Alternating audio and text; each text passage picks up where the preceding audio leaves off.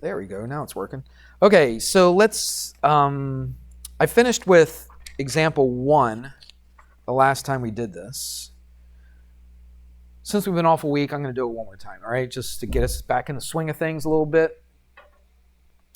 So let's go right to example 1. Example, it's supposed to be an X, example 1. All right, so it says basically solve for X. So there's 2 parts to this example, and they say the sine of X equals the square root of 3 over 2. All right. Let's do this without a calculator. You could do this with a calculator, okay, but I don't want you to use a calculator because this is a special number right there. I just told my Algebra 2 class, because we did a thing where we came up with square root of 3 over 2, and I was like, remember that number, because the square root of 3 over 2 is going to be a very important number for you. Would you agree with that's true? It's a true statement? Yeah, because we've been using square root of 3 over 2. We're doing it right now. All right, so what we need to do is think as far as a unit circle. All right, so let's do this without using a calculator. All right, and you should be able to do it. All right, I think that's how we did it. Oh, you know what? No, I did use a calculator on it. Yeah, just use a calculator. Let me get straight here. Let's not use a calculator, and then we'll use a calculator. All right, see if we can figure this out. All right, first of all, it's the sine. So the sine, do you remember the sine as far as our unit circle is? Sine goes up and down, correct? So this is a positive number. So where does our sine go? Does it go down? Or does it go up? Or does one go up or one go down? They both go up. What do I mean they both? Okay, the sine in this first quadrant is positive, agreed? Right? Because if I had an angle, right, and then the sine would be right there, that's positive. What about the fourth quadrant? Watch, if I had an angle here, where's the sine going? It's going down, so that'd be negative, wouldn't it? So I'm not using this quadrant, right, because that's a negative sign. I'm not using this quadrant. Why? Because that's a negative sign. But I could use this quadrant right here because the sign is positive, right? Okay? So let's think about the square root of 3 over 2. So the sine, the up and down one, is going to be the square root of 3 over 2. Do you remember the angle that's associated with that? Because this is the long... Now, I didn't really draw it to scale. I should have drawn it a little bit better to scale, but that's okay. This is the square root of 3 over 2, so that's the long side. Do you remember the short side? What number do we associate with the short side with cosine and sine? 1/2. Remember that? Yes? No? Here, let's review. We got some time. So let's do that. Watch. Let's make it go out, way out here like this. Like this. Actually, that was dumb. That's the long side. This is the short side. That's better. Okay? Everybody with me on that? All right, if this is, remember, it's a unit circle, so that hypotenuse is kind of like the hub of the wheel, right? It's going around the circle. So this would be 1. Remember that? This would be the square root of 3 over 2, and this would be 1/2. Do you remember from geometry? This is the short leg. It's half the hypotenuse. And then the long leg is the square root of 3 times the short side, the short leg. What kind of triangle gave us that? A what? A 30, 60, 90. That's right. So which one's 30, which one's 60? Well, this is a half, so this has to be the 30. Which one's this right here then? This has to be the 60. Is that coming back to you? So that's the kind of stuff that you have to think about. That's the stuff you have to consider when you see that number. This is not just some random number. Okay, square root of 3 over 2. They put that number in there on purpose, right? So that you can remember, oh, the sine is the longer, right?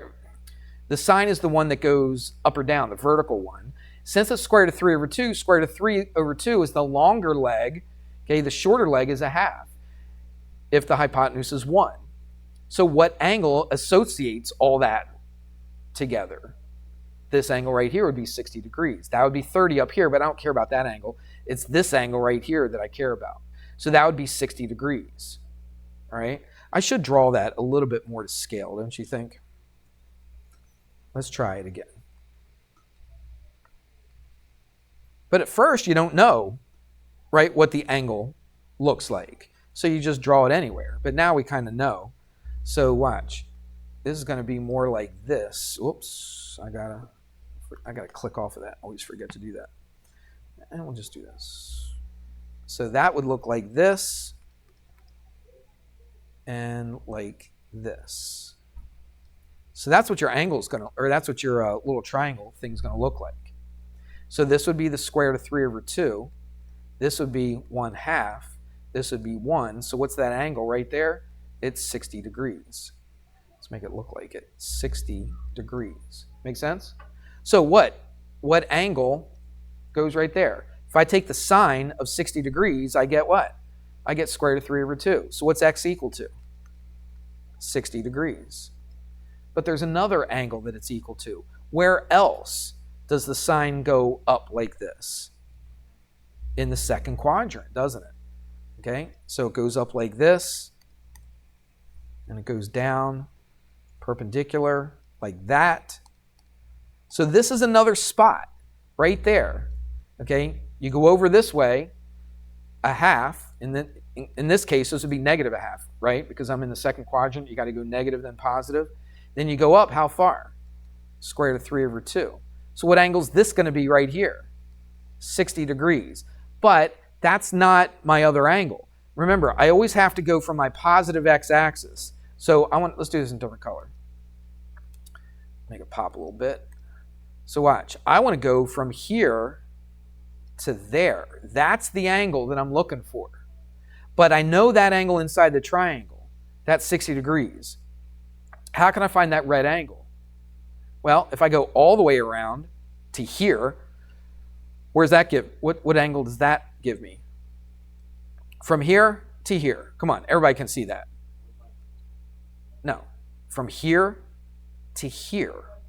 That's 180, right? You see that? From there to there is 180. But you back off how much?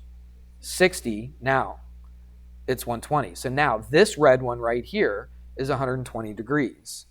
So that means this right here is 120 degrees. The problem with using your calculator is this. It's probably only going to give you one. I'm almost positive. It gives you just one of these answers, and it probably just gives you that 60. Let's try it and just see. All right, so anybody's watching on YouTube, I got a calculator up here. I just can't get it to show up on YouTube. So what do I got to do? I got to change this to degrees. If you have a calculator that's kind of like this, you probably wouldn't have to do this every single time. I do, because when I shut it off, it clears it. It's like taking the batteries out. Like if you took the batteries out of yours, it would probably default to radians. You don't want to deal with radians. I don't even know if we're going to deal with radians in this chapter or not. My guess is we probably will. I just haven't seen the rest of the chapter. So anyway, let's do this. Before I actually put it into the calculator, let's just clear this. Forgot I was on the calculator. Let's click off of it. There we go. Let's move this over. Or just move it down here. Remember how we solve for x? We have to get rid of the sign. How do I get rid of the sign? I don't divide by the sign. The sign's not a variable. I can't divide by the sign, but I can do something else. I can take the inverse of the sign. All right, there's a couple ways you could write this. The book gives you both ways. I'll do it both ways for you. So you could take the inverse of the sign here, but if you take the inverse of the sign here, you also have to take the inverse sign of the other side. So taking the inverse sign of the sign does what? Cancels them out. So what am I left with? Just x. But now I got to take the inverse sign. This is how I show inverse sign of the other side. Now I did it this way first because this is what it's going to look like on the calculator. Okay, sine to the negative first means the inverse sign. So I come over here. How do I get sine to the negative first? Well, there it is right there. It's in yellow. So that means I got to hit what? Second function sine. See what it did? It made sine to the negative first. And then you take the square root of 3 over 2. So you got to hit second function right there, square root of 3. I'll close that. divided by 2. I'll close that.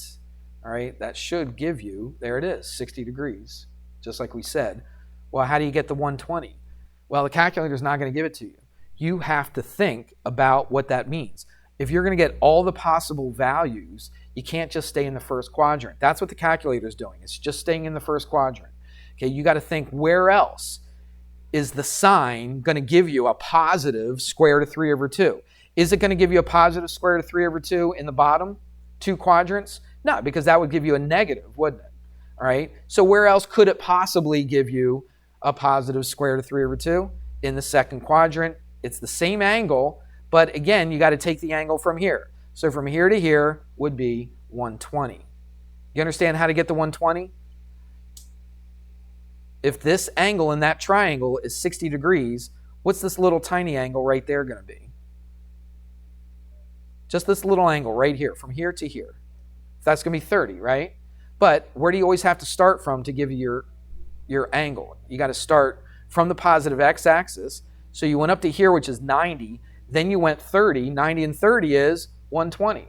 That's one way to look at it. Or you could start here, go all the way to here, which is 180, then back it up 60. And what's 180 minus 60? It's 120. So you could look at it either way. You're still going to end up, where is this angle? It's at 120 degrees. Is that making any sense at all? Getting a lot of blank stares. Don't know what that means. I don't know if it means you're taking it in or you just don't have a clue what I'm talking about. My guess is the latter, but we'll see. All right. So that's how you get to your other angle. All right. So they're not going to let you just put 60 degrees. You can't just use a calculator. You can use it, but you got to use every quadrant that could be in. Here's another way to write it. The book writes it like this. X equals, instead of the sign, did we do the arc? I think we did that. Yeah.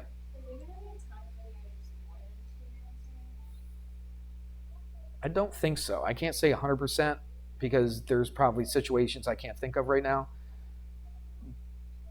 But I would say 2 answers is what you're going to have. Okay?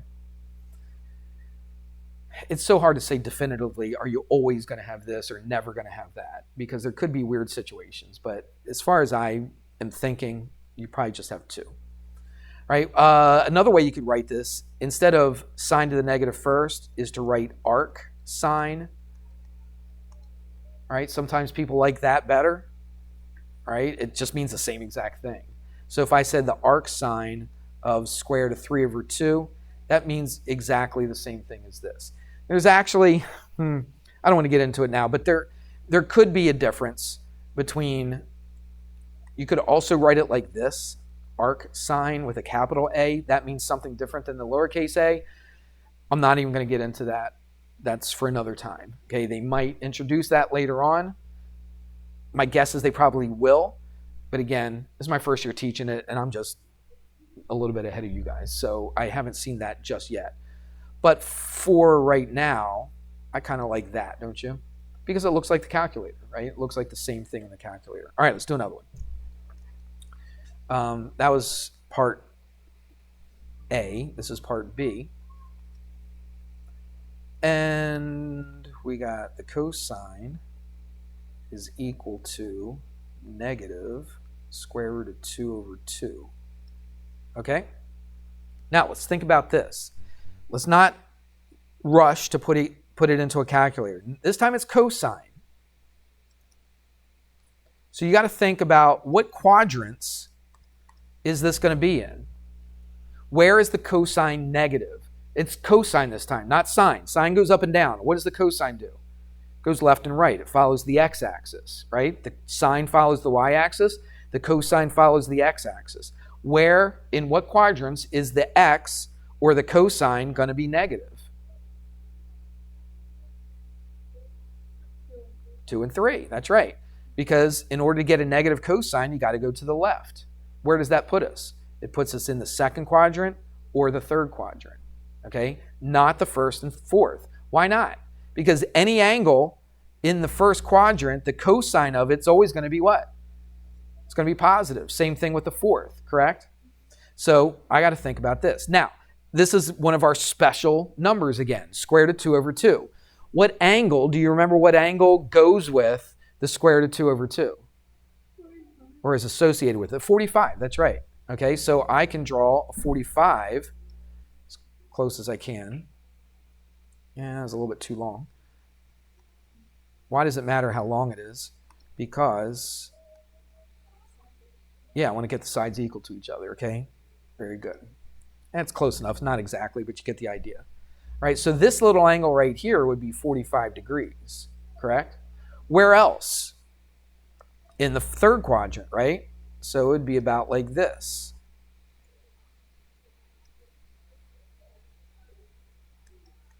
And, all right, and this would be also 45 degrees. So where is the quadrant? Like this point right there. What is that coordinate? That's negative square root of 2 over 2. And then we go up positive square root of 2 over 2. Remember doing that? We had that unit circle. We put a bunch of those points on there. Okay, that's why we did it. What's this point right here going to be? This is going to be negative square root of 2 over 2. And this is going to be, well, that's the left, right? The cosine. And then the sine goes down, so that would also be negative square root of 2 over 2. You see that? All right, but we're talking about the cosine, so I want to go left. So I'm dealing with this angle and this angle. So what is that first angle? You say, well, it's 45 degrees, Mr. Hammer. You just write it right there. But it's always from the positive x-axis, from there to there. So what is that red angle right there? What angle am I at that point? Well, I went 90. Then I go another what? 45. So what's 90 and 45? It's 135. So that angle is 135 degrees. Everybody see that? Or you could have done what? You could have gone all the way to the 180, backed it up 45. 180 minus 45 is also 135. What about this angle down here? Let's do it in a different color. Let's go blue. What about this angle right there? Well, how do you figure that out? You can do it a couple ways. 180 plus 45, right? Because, right, you go to 180 and you still got a little bit more to go, right? So you add another 45 to it, and that is 225. All right? And that's your answer. That's your answer for x. Because the question says, what angle, if I take the cosine of that angle, am I going to get negative square root of 2 over 2? Well, that angle right there and that angle right there. All right, so how do I write my answer? X is equal to 135 and what else? 225.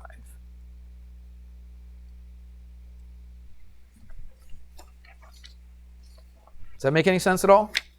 Yeah. Absolutely. Okay, so if you have the square root of 3 over 2 and a half, that's a 30, 60, 90 triangle. Okay, if you have square root of 2 over 2, that's a what? 45, 45, 90 triangle. All right, that's really important. Why did I just write one of them here? Because the cosine and sine are the same thing, right? 45, right? It's an isosceles triangle. Make sense? All right. If you can remember those numbers, that makes this kind of problem a little easier. We could put in a calculator. I'm not going to because I got more to talk about, and time is swiftly fading away. I'll keep the calculator there because we are going to do a calculator thing in a minute. All right, let's do this. Example 2. That's a good one to do after example 1, right? Part A and B again. Now watch what this does. This says, what is the tangent of the inverse tangent of 6 over 11? All right. This is actually pretty easy. You should just be able to look at it. We've actually talked about this a little bit earlier. Remember we said if we take the inverse tangent of the tangent or whatever we did earlier, cosine, sine, what happens to that tangent and the inverse tangent? They just cancel each other out. That's that easy. Boom, boom. What are you left with? 6 over 11. That's it. Okay? So the tangent of the inverse tangent cancels each other out, and the inverse tangent of the tangent would cancel each other out. And it would do the same thing with the cosine and the sine. All right? They just happen to use tangent on this one. Now, this one's a little trickier. This one says you're going to find the cosine of arc sine. What's arc sine mean? It means the same thing as the inverse sine, sine to the negative first. That's exactly what that means. Now, do these cancel out? No, because that's a cosine and that's a sine, so they don't cancel each other out. If that was arc cosine, then yeah, they would cancel each other out. Okay, but they don't. This is 2 over 3.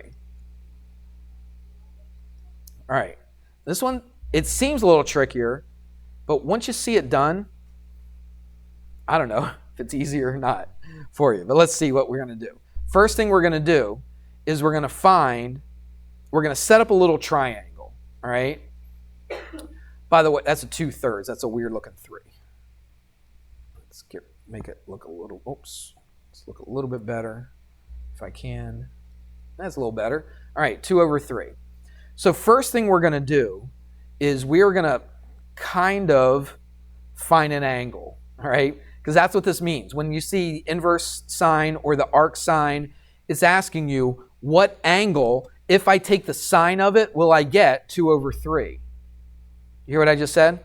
That was pretty important.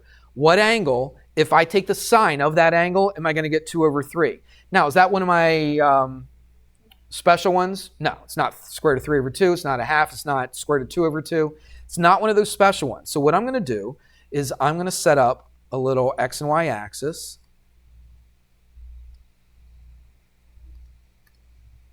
And I'm just going to stay in the first quadrant for this one, okay?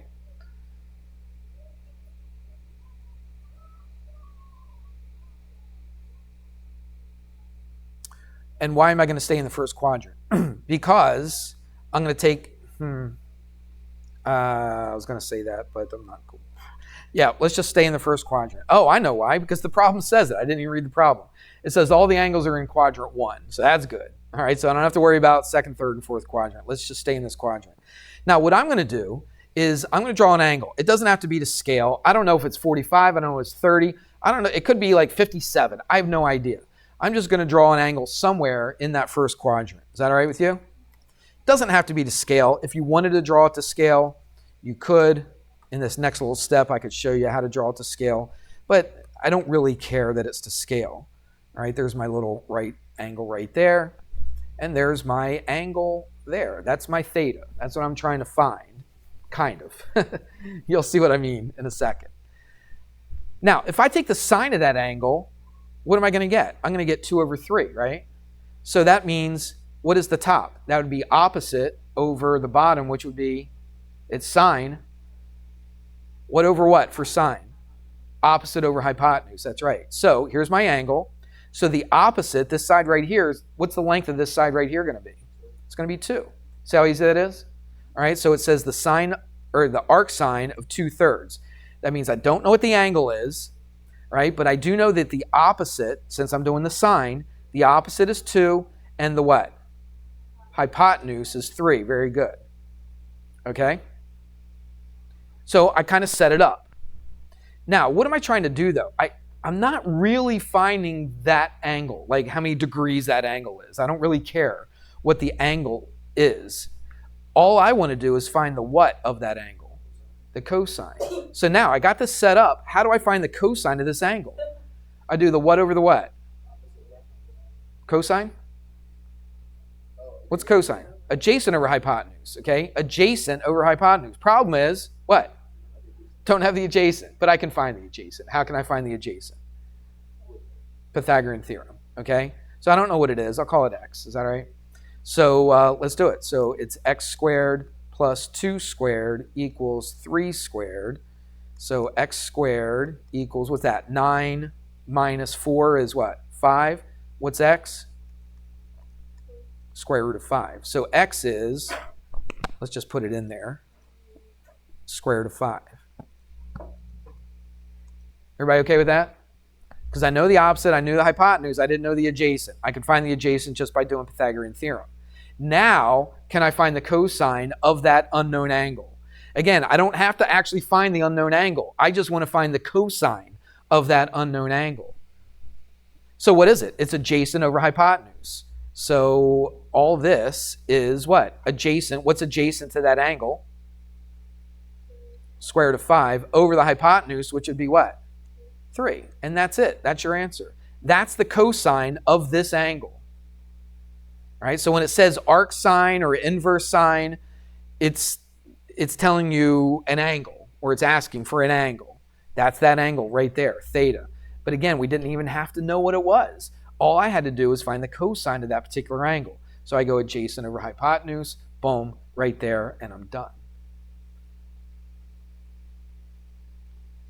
What do you think of that? Again, at first it looked like crazy. Like, there's no way in the world I'm going to be able to figure out how to do that. All right? But then you just draw your little triangle. It told you to put it in quadrant 1. All right? So we knew just put any line in here. It doesn't matter if it's here or here, because I don't even care what the angle actually is. I just care what the what? The cosine is. Okay? And so how do I find the cosine? Adjacent or hypotenuse. Didn't know what the adjacent was, so I just did a little math, Pythagorean theorem, figure out what the adjacent is. Now I can go adjacent over hypotenuse. I'm good to go. How did I know to put the 2 there and the 3 here? Because this is the sine, the arc sine, the inverse sine of 2 over 3. That means the top is the opposite, the bottom is the hypotenuse. So this is opposite this angle, this is the hypotenuse.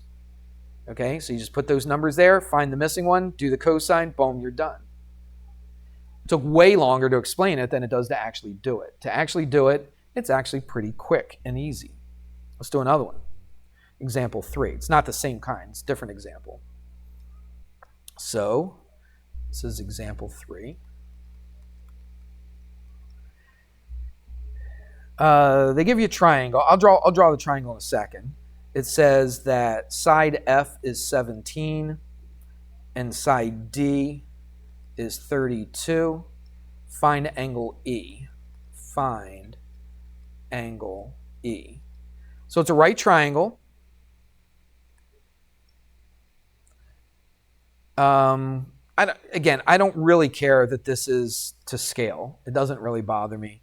I just need a place to put my numbers so I can see which one's opposite, adjacent, hypotenuse, all that good stuff. Okay?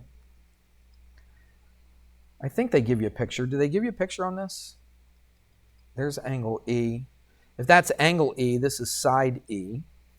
And we'll call this D. Yeah, we'll call that D. It's 32. And then F is 17. That's this one right here. So F is 17. So this is angle F. This would be angle D. And there you go. All right? So now I got to find angle E. That's what I'm looking for. This angle right there. This is real straight up basic trig stuff. This is nothing super fancy. All right? But we're actually putting our trig into action here. We're actually going to find something that's missing that we couldn't have done without the trig. Now we know our trig, so now we should be able to find this angle right here. Now, do I need to find side E? Does it ask for side E? Nope. Doesn't ask for it. Do I need it? Not really, because I got 2 sides already right here. What is this side to this angle E? Is it opposite, adjacent, hypotenuse? What is it? It's adjacent. What's the 32? What's the D? Excuse me. That's the hypotenuse. So I got, what do I have? Adjacent and hypotenuse. Which trig function am I going to use that has adjacent and hypotenuse? The cosine. That's my biggest question when I do this stuff is how do I know which one to use? Well, I know because this is adjacent, that's hypotenuse. Which one uses adjacent and hypotenuse? The cosine does. Make sense? All right, so I'm going to find the cosine of that angle. Don't know what the angle is. I'll call it angle E since I got a big E right there, okay? So the cosine of E is equal to the adjacent over the hypotenuse, which is 17 over 32. Now, this is where we're going to use a calculator. There's no way you can do this. This is not, again, one of our square root of 3 over 2s. It's not a half. It's not a square root of 2 over 2. So I definitely need a calculator for this, all right? So I want to get E by itself. How do I get E by itself? I got to get rid of that cosine. How do I get rid of a cosine? I take the inverse of the cosine. So the inverse of this, if I took the inverse cosine of a cosine, it's going to cancel it out. I don't need to show it. I know it's going to go away. So I took the inverse cosine of this side. What am I going to have to do over here? Take the inverse cosine of this side. Everybody see that? We did this much it was 2 years ago. But anyway, we did that in geometry 2 years ago. Everybody see what we did? I took the inverse cosine of this side. I took the inverse cosine of this side. Now, how do I do that on the calculator?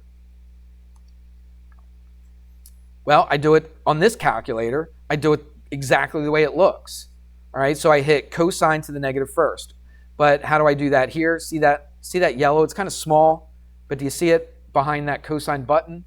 All right, it says cosine to the negative first. Hit second function, cosine. See there, it gives me my inverse cosine. And then I just put 17 over 32. 17 divided by 32, close it, and then hit enter, and there it is, 57.9 degrees. And that's what this angle is right there. It's approximately 57.9 degrees. If you did not have if you didn't have a graphing calculator, a girl in my geometry class came up to me, she says, I don't have a scientific calculator, but I don't know how to put this in. She had just a regular scientific calculator, okay? It wasn't a graphing. But she still put it in like this. Usually, a telltale sign would be this. If on your calculator, you just have one row across the top, right? If the following seniors in the building, please come to the office. Kate Thomas, Jaden Uman, Zach Florio, Logan Bagley. See how I have that one line on top right there? It's hard to see, but everybody see that? Usually, if there's only one line on the top and it doesn't have like a double or a little bit of a wider screen to it, you would do this. You would hit 17 over 32 first, okay? Hit equals, it'll give some decimal, and then you hit second function cosine, and it'll give you 57.9. So you got to make sure you know how to use your calculator, okay? Because you don't want to come in here and then grab somebody else's calculator that's not in this class and you've never used it before because you're not really sure on how to use it. If you have a graphing calculator, you definitely do it like this. But there's other calculators that are not graphing calculators that you would still do it this way, okay? But there's some calculators that a lot of you guys are going to be using. They're just plain scientific calculators like a TI, like a TI-30 or something like that. You would do this. You would hit 17 divided by 32, hit equals, you'll get a decimal, then you hit second function cosine, and boom, you should get the same answer. Make sure you know how to operate your calculator. And you should do it right now. You should be punching that in just to make sure you're going to get the same thing. We okay? Let's see. I'm not going to do that. I'm going to go to example 5.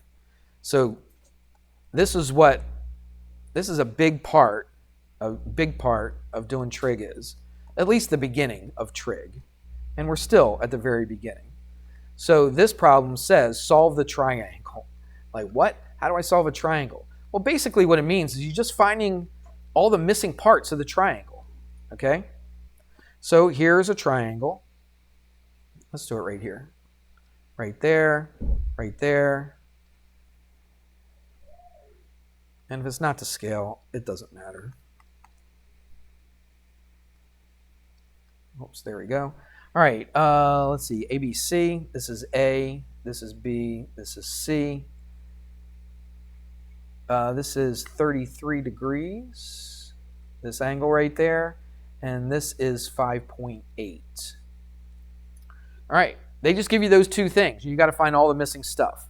So you got to find angle B, You got to find this side right here. You could call it BC, but since this is angle A, we'll call that side A.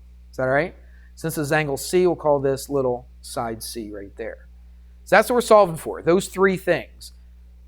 Everybody got it? Because they gave you three things. They gave you the right angle, they gave you this angle down here, they gave you the side. And you got to find the other three things. The easiest thing to solve for this triangle would be what?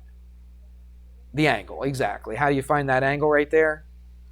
Just 90 minus 33. What's that, 57? All right, so angle B is 57 degrees. So we got one without even doing any trig. That was nice. Okay, it's not always going to be like that, but in this one it was. Let's solve for, I don't know, let's solve for A. Is that all right? Let's solve for A. So, I mean, you could use this angle since you just found it, but let's just use the angle that they gave us. Is that all right? So let's use that angle right there. So if I'm going to use this angle and I want to solve for A, and I know this side, look what I'm going to use. I'm going to use this, which is opposite. I'm going to use this, which is adjacent. Which trig function uses opposite and adjacent? Tangent, right. Opposite TOA, right? TOA. So I'm going to use the tangent. That's how you know which one to use. You look to see what side you want to find, what side that they tell you, and then the side you want to find is opposite, the side they tell you is adjacent. So I'm going to use the tangent. The tangent of what? 33 degrees. Equals opposite, which is A, over adjacent, which is 5.8. This is one of the easier ones that you're going to do because the math is super easy. I just got to get A by itself. So what do I do with that 5.8? Multiply it by both sides. And then that's super easy to put in your calculator. Since we're running out of time, I'm going to save me putting it into the calculator, and it comes out to approximately, because this is a decimal approximation, to 3.8. Okay? Now let's solve for C. Now let's take a look at this. Now we know what A is, but A is an approximation, so I don't want to use the approximation if I don't have to. But they still give us this side right here, and you're trying to find this. So this is adjacent, this is hypotenuse. Which trig function are you going to use with adjacent and hypotenuse? Cosine. So we're going to use the cosine of that same angle and put it down here. So it's adjacent over hypotenuse. Adjacent is 5.8. Come on. 5.8 over the hypotenuse, which is C. Now, this math is a little bit more complicated, but it's not crazy bad. Look where C is, though. It's in the denominator. Over here, A was in the numerator. Made it a little bit easier. But I got to do two things here as opposed to only doing one thing over here. So I'm going to take that C. I'm going to multiply both sides by C. So I'm going to multiply this side by C. I'm going to multiply that side by C. You should be able to do this in your head after you do this first one. Okay? I mean, not the arithmetic, just the algebra in your head. All right? Because you need a calculator to do the rest of it. So that canceled. Now what do I have to do? I have to get rid of that cosine of 33. How do I get rid of that cosine of 33? I divide by the cosine of 33. I'm not just getting rid of, so we don't take the inverse of it, because that's a number. The cosine of 33 is just a number, all right? Just like any other number. It's a decimal number, but it's a number. How do I get rid of any number that's being multiplied by C? Divide it. So what am I going to do over here? Divide this by the cosine of 33. See that? That canceled. C is equal to this. Throw that into a calculator, and you get, where's my number? There it is, 6.9 approximately. And that's your answer right there. You found all three of the missing stuff. All right? You found the angle, found the two sides. This is something that we could have never done before without trig. All right? If they give you two missing sides, there was no way. You can't use Pythagorean theorem, can you? If you have two missing sides and only one. All right? So you use some trig, find the one. You could have used Pythagorean theorem to solve for C, but I don't like to do that Because A was an approximation. And when you square an approximation, it makes it even more approximate, all right? Which kind of reduces the value of that. There's one more example. You should look in the book yourself at it. That was part A, right? This was example 5A. There is an example 5B. I would look at it. It's very similar to what we just did. It's not a whole lot different, but it is a little different. So I would look at it, okay? Make sure that you know how to do it before you start on your homework, all right? Now, this is official, okay? So you're doing section 5.5. I don't think I made it A or B, or A and B. It's just one homework. So it's 15 to 43, but you're only doing the odds. That is homework, yes. This is due tomorrow. So tell your classmates to watch the YouTube video, all right? And it's due for them as well. They can't tell me, well, I was at baseball, I was at soccer, I was at lacrosse, all right? That's their responsibility. If they're going to miss a class, and I'm not punishing them, I'm trying to help them, all right, by doing these YouTube videos. So that'll be up online in a few minutes, actually. Everybody good? Did I blow your brain after a week off of school? All right.